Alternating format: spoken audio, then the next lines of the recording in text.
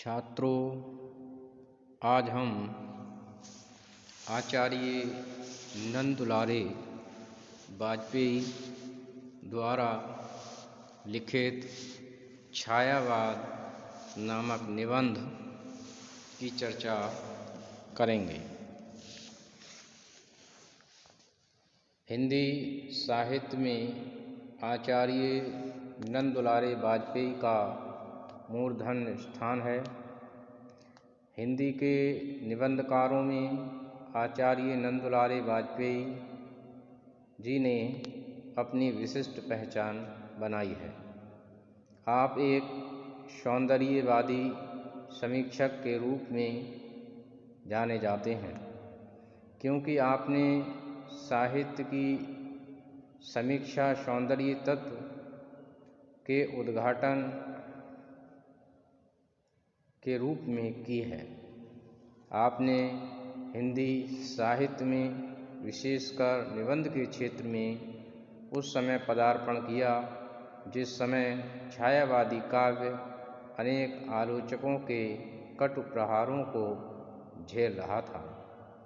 ऐसे मुश्किल समय में आचार्य नंददुलारे वाजपेयी का समर्थन छायावादी काव्य को मिला और उनके निबंधों के माध्यम से छायावादी काव्य के लिए एक सुरक्षा कवच मिला।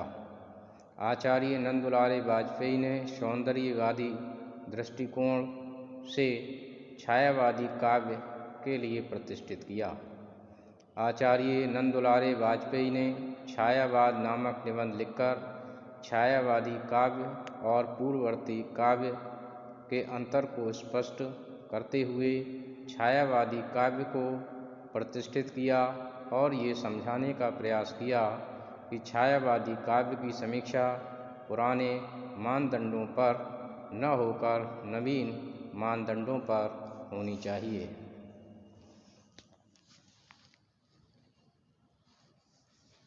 छायावाद निबंध को हम निम्नलिखित बिंदुओं के आधार पर देख सकते हैं।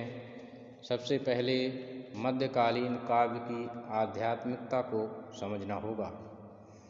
मध्यकालीन काव्य की आध्यात्मिकता के विषय में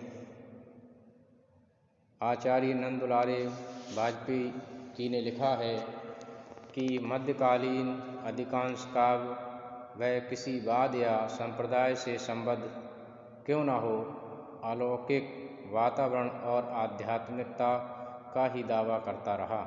सिद्धांततः सूर, तुलसी, मीरा तथा कबीर दादू आदि सगुण और निर्गुण उपासना के कवि एक सी ही आध्यात्मिक भूमिका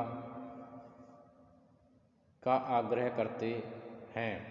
सूर के काव्य में कृष्ण गोपियों की श्रृंगारिक लीला, तुलसी के काव्य में राम और सीता का मर्यादावादी चरित्र, कबीर की तत्व निरूपक साखियों और अन्योक्तियों, विषय भाव व्यंजना, काव्य शैली तथा साहित्यिक विशेषताओं में एक दूसरे से दूर दिख पड़ती हैं, परंतु तत्वतः वे सभी आध्यात्मवादी काव्य की शाखा एवं प्रशाखाएं ही हो सकती हैं। उसके बाद अब हम देखेंगे कि आध्यात्मवादी काव्य के मूल्यांकन के नवीन मानदंड, क्योंकि पुराने मानदंडों पर नए साहित्य को कसना उचित नहीं है। आचार्य नंददुलारे वाजपेयी जी ने इस विषय में लिखा है, आध्यात्मवादी होने के कारण ही किसी कवि को काव्य गौरव नहीं प्राप्त हो जाता। न केवल सांप्रदायिक या साधना विषयक शब्दावली का प्रचुर प्रयोग ही उसे साहित्यिक उत्कर्ष दे सकता है। आवश्यकता ये समझने की है कि कवि की काव्यानुभूति और उसकी रचना साहित्यिक समीक्षा में स्वतंत्र सत्ता रखती है, किसी वाद के घेरे में वह घेरी नहीं जा सकती। वाजपेयी जी ये कहने का प्रयास करते हैं कि केवल आध्यात्मिकता के तत्व के आधार पर ही किसी कवि को हम श्रेष्ठ कवि या उच्च कोटि का कवि साबित नहीं कर सकते हैं, क्योंकि इसके अतिरिक्त हमें ये भी देखना होता है कि उसका अनुभूति पक्ष किस प्रकार का है। नई छायावादी काव्य धारा का भी एक आध्यात्मिक पक्ष है, परंतु उसकी मुख्य प्रेरणा धार्मिक न होकर मानवीय और सांस्कृतिक है। डॉक्टर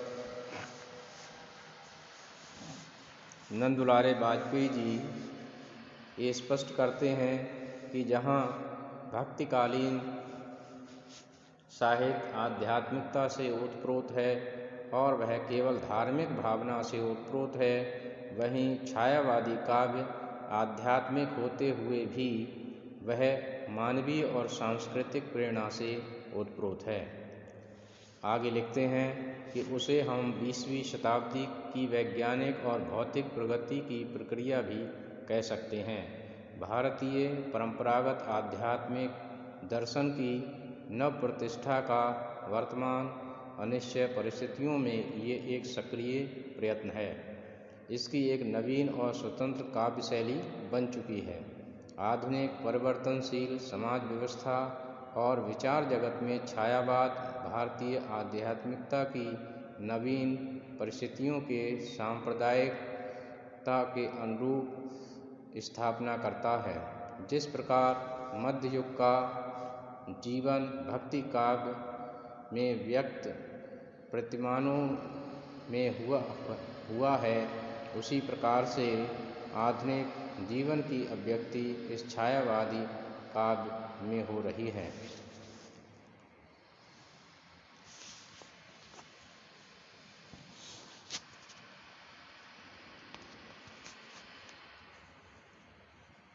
इसको और अधिक स्पष्ट करते हुए नंददुलारे वाजपेयी जी लिखते हैं कि जहाँ पूर्ववर्ती भक्ति काव्य में जीवन के लौकिक और सुगमतापूर्वक व्यवहारिक पहलुओं को गौण स्थान देकर उसकी उपेक्षा की गई,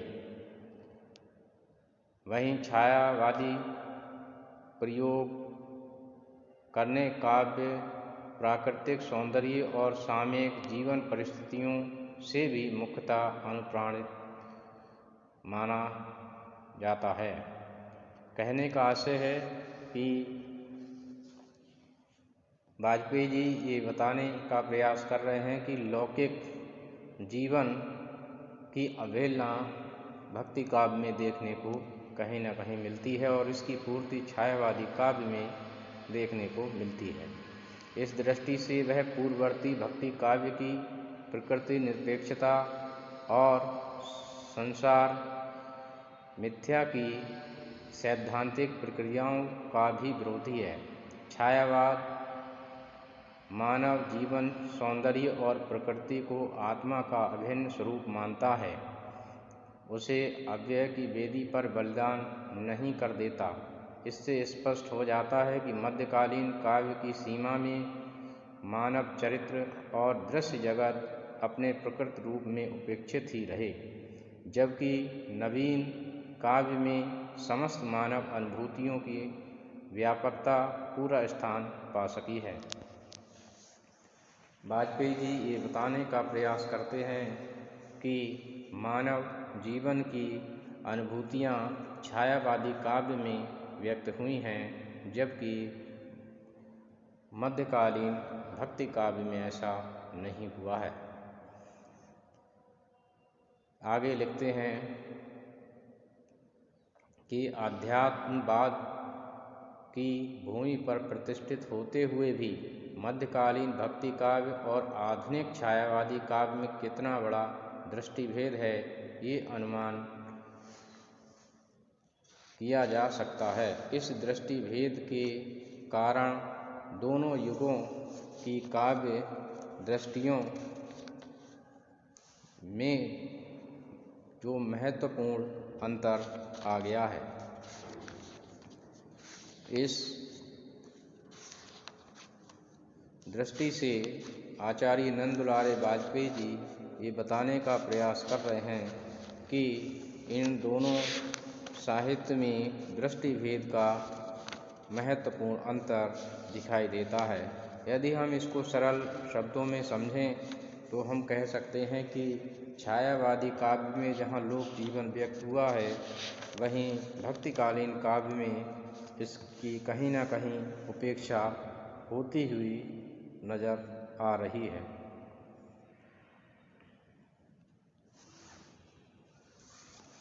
अब हम छायावादी काव्य की विशेषताओं को देखेंगे कि छायावादी काव्य में कौन कौन सी विशेषताएं परिलक्षित होती हैं। छायावादी काव्य की विशेषताएं। छायावादी काव्य अनुभूति और अभिव्यक्ति दोनों स्तरों पर पूर्ववर्ती काव्य से भिन्न है। छायावाद मानव जीवन सौंदर्य और प्रकृति को आत्मा का अभिन्न स्वरूप मानता है। भक्तिकालीन काव्य में जहाँ मानव चरित्र है और दृश्य जगत अपने प्रकृत रूप में उपेक्षित हैं, वहीं छायावादी काव्य में समस्त मानवीय अनुभूतियों की व्यापकता दिखाई पड़ती है। छायावाद में सौंदर्य की अभिव्यक्ति है, चाहे वह मानव सौंदर्य हो, चरित्र सौंदर्य हो या प्रकृति सौंदर्य हो। अनुभूति के स्तर पर ही नहीं अपितु अभिव्यक्ति के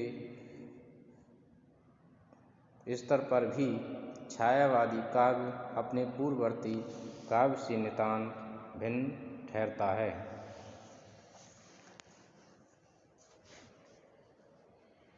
मध्यकालीन भक्ति काव्य में कोई वाद संप्रदाय या साधना पद्धति इतनी प्रमुखता पा गई कि अन्य कवि उसी के अनुयायी बनकर काव्य रचना करने लगे, किंतु छायावादी कवियों ने ऐसा नहीं किया। भक्तिकालीन काव्य का विषय मानव सत्ता और प्रकृति नहीं बन सकी, जबकि छायावादी काव्य में मानव जीवन अपनी व्यापक अनुभूतियों के साथ व्यक्त हुआ। भक्ति काव्य में जहाँ इन विषयों की उपेक्षा रही, वहीं छायावादी काव्य में इन्हें व्यापक अभिव्यक्ति प्रदान की गई। छायावाद के रूप में विकसित हिंदी की नवीन काव्यधारा अपनी दार्शनिकता, भावभूमि, अनुभूति के क्षेत्र में पूर्ववर्ती मध्यकालीन काव्य में नितांत भिन्न है। साथ ही छायावादी काव्य शैली भी पूर्ववर्ती काव्य की शैलियों से भिन्नता लिए हुई है। छायावादोत्तर काव्य की भाषा शैली की दृष्टि से ये पूर्ववर्ती काव्य से अलग है। छायावादी काव्य का मूल्यांकन उसके नवीन मानदंडों के आधार पर ही किया जाना चाहिए। इस प्रकार से आचार्य नंद दुलारे वाजपेयी जी ने छायावादी काव्य का समर्थन किया और ये कहा कि उसका मूल्यांकन नवीन मानदंडों के आधार पर होना चाहिए, तभी हम उसके साथ न्याय कर सकते हैं। तो मैं समझता हूँ छात्रों कि आपने इस विषय को समझा होगा। धन्यवाद।